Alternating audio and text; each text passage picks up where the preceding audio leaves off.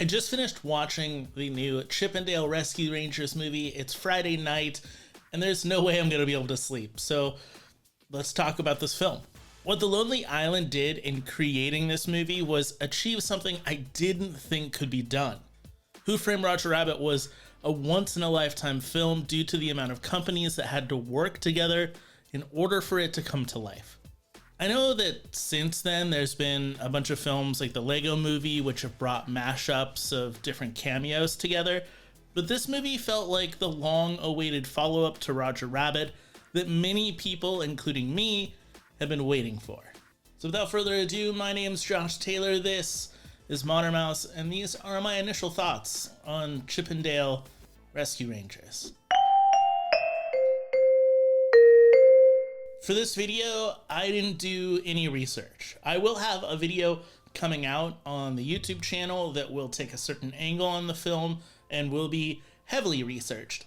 But for this, for Patreon, I thought it would be great to have a place to have my initial reactions, my initial thoughts on new films that come out from anywhere underneath the Disney umbrella. So here's your opportunity to see fresh new videos from me more often, without me having to do too much work in order to do it, while still giving you, I think, a pretty good film video.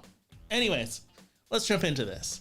As for Rescue Rangers, this had every right to be awful, based solely on milking moments of nostalgia. And while I spent a majority of its runtime pausing it to catch different background cameos, I do think that it holds up even without the nostalgic cameos in it.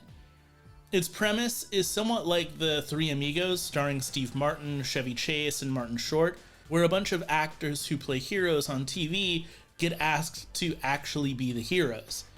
Here, Chip and Dale are actually asked to become the Rescue Rangers, characters that they'd only played on TV, in order to solve a crime and find their friend Monterey Jack.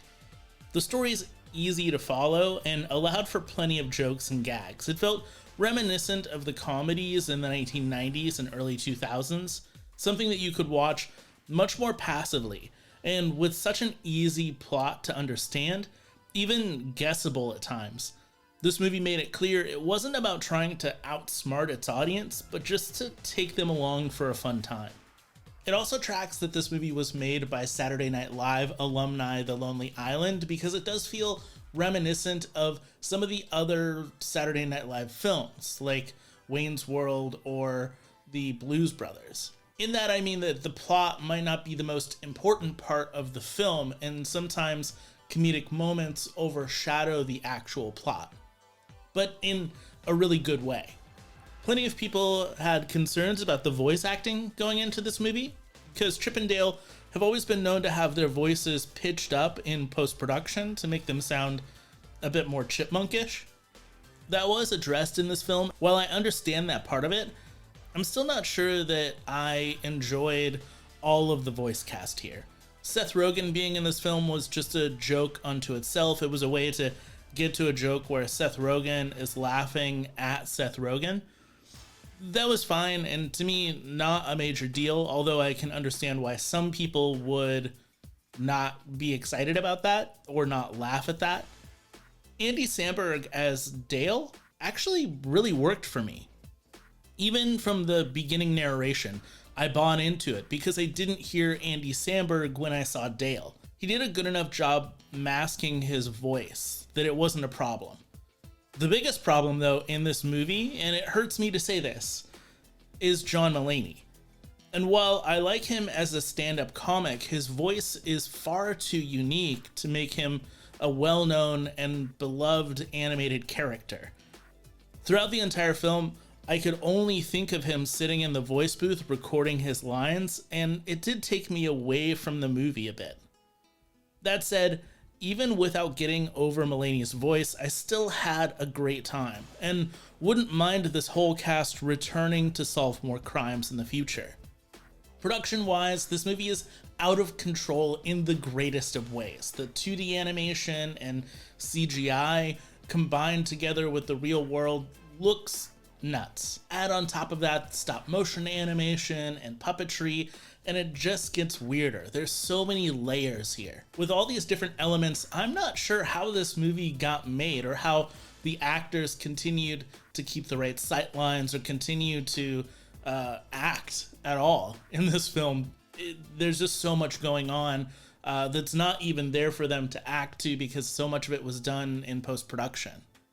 The layers of animation that had to be done, the licensing of the different characters that was made, there's no way that this movie was made in just a few years.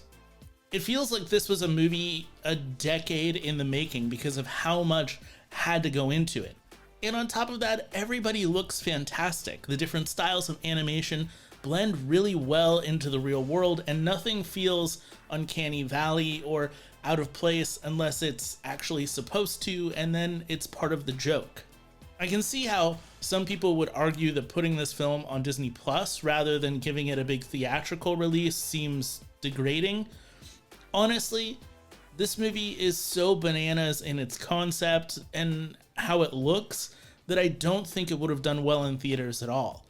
Going off of the initial reactions from movie trailers, many people didn't know how to feel about this movie. And I could have easily seen Rescue Rangers bombing in theaters, which would have terribly tarnished its reputation.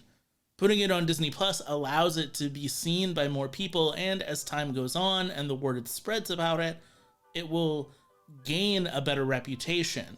And I think it's a film that has to play that long game. Its marketing has to be by word of mouth. At least that's how I'm looking at it anyways. So if you haven't seen it, this is me spreading the word. This movie is excellent, and you should see it. If you're within my age range, this is going to be a huge nostalgia trip for you.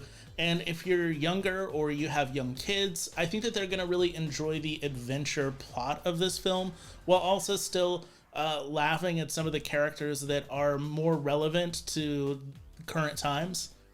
I'll be watching this movie again, not because I have to make a video about it, because I just want to simply enjoy it. And if I had to grade any films, I would probably give this one an A-. If you love this concept of giving kind of first initial reactions for new movies, leave a comment down below. Let me know what films are coming up that you would like me to see and what films I should be giving my initial reactions to. I think I'm gonna go see Bob's Burgers this coming week, so I should be able to do something on that. Keep your fingers crossed, but there we go. Thanks for watching, and as always, my friends, keep moving forward.